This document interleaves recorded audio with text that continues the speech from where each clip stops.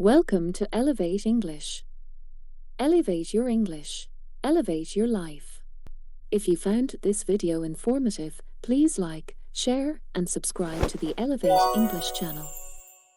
Let's start our story.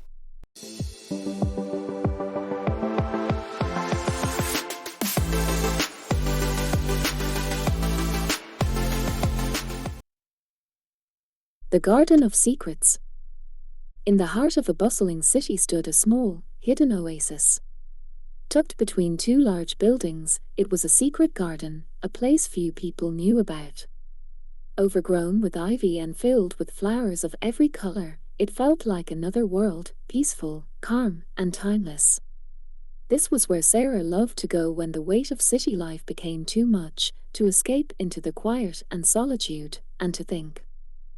Sarah moved to the city a year ago, leaving her small hometown in the countryside for a fresh start. It had been a leap of faith, moving away from everything she had ever known, leaving behind the familiar streets, her family, and the friends she had grown up with. In the city, she was just another face in the crowd. The noise, the pace, and the constant movement made her feel like she was lost. But the garden, with its secluded paths and quiet corners, had become her sanctuary. Every afternoon after work, she would visit the garden, sit on the worn stone bench beneath a large, ancient oak tree, and read or write in her journal. It was her way of grounding herself after a long day of work in the corporate world, a place where she could find peace and reconnect with herself. One sunny afternoon, Sarah arrived at the garden to find someone already there. A man sitting on the other side of the oak tree, sketching in a notebook. She had never seen him before. He was tall, with dark hair that fell in waves around his face, and his posture was relaxed, as if he belonged there.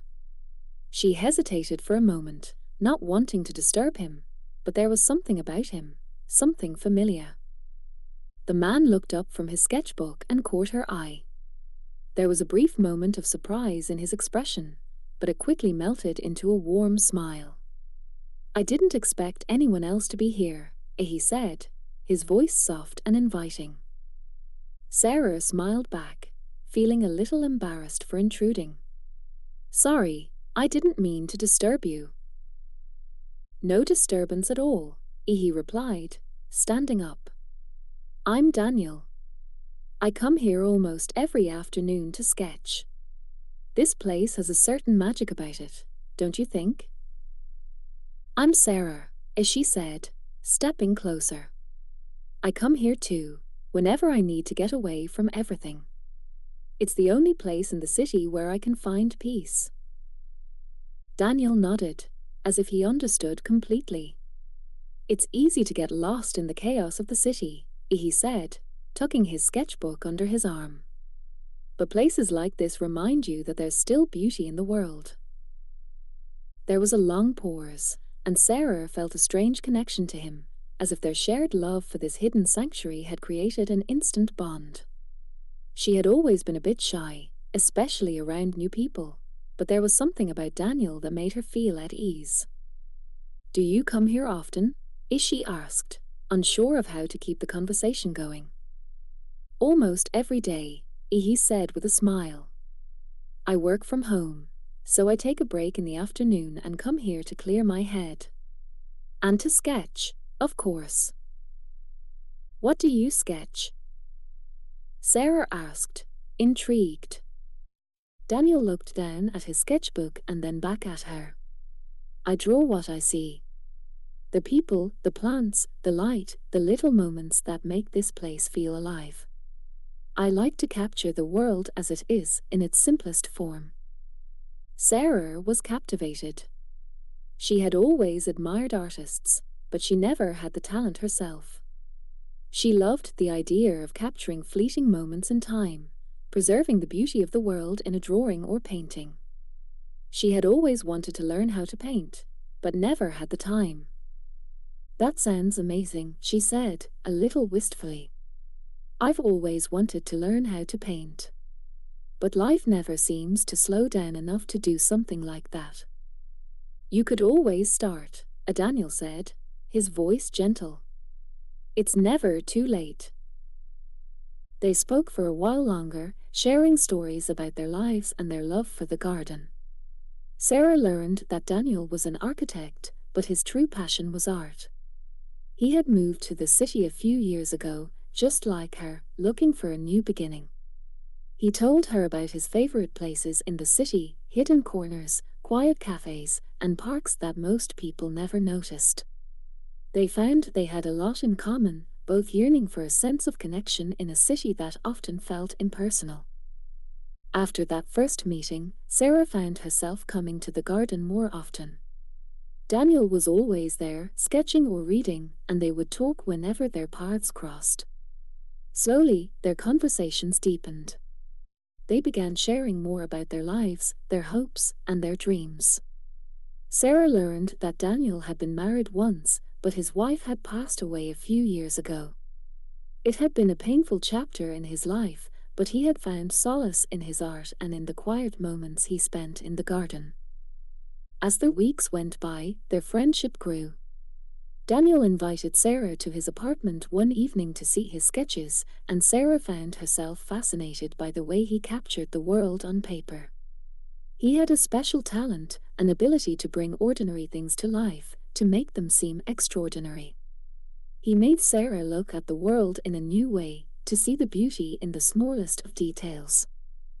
One afternoon, as they sat together beneath the oak tree, Sarah couldn't help but feel something more than friendship blossoming between them. It was subtle at first, a glance that lingered a little longer than usual, a shared smile that held a deeper meaning. But it was there, undeniable, a connection that went beyond words. "Sarah," Daniel said one day, his voice hesitant, "I've been thinking about something." "What's that?" she asked, turning toward him. "I know we've only known each other for a short time, but I feel like there's something here, something worth exploring." He looked at her with a vulnerability in his eyes that took her by surprise. "I don't want to rush anything, but I'd like to see where this goes. If you feel the same way." Sarah's heart raced.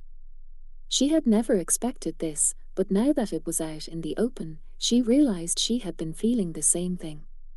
Her quiet, solitary life in the city had been filled with uncertainty, but meeting Daniel had brought a sense of clarity. He made her feel alive in a way she hadn't felt in years. "I think I feel the same way," she said softly, her voice barely above a whisper.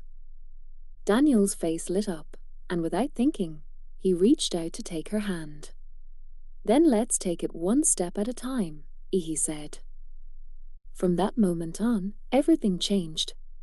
Their friendship deepened, blossoming into something more. They spent their afternoons together in the garden, talking, laughing, and sharing quiet moments. As the weeks turned into months, their connection grew stronger. They learned more about each other's lives, their fears, and their dreams. One evening, as they walked through the garden, Daniel stopped and turned to face Sarah. The setting sun painted the sky with hues of orange and pink, casting a warm glow over the flowers and the trees.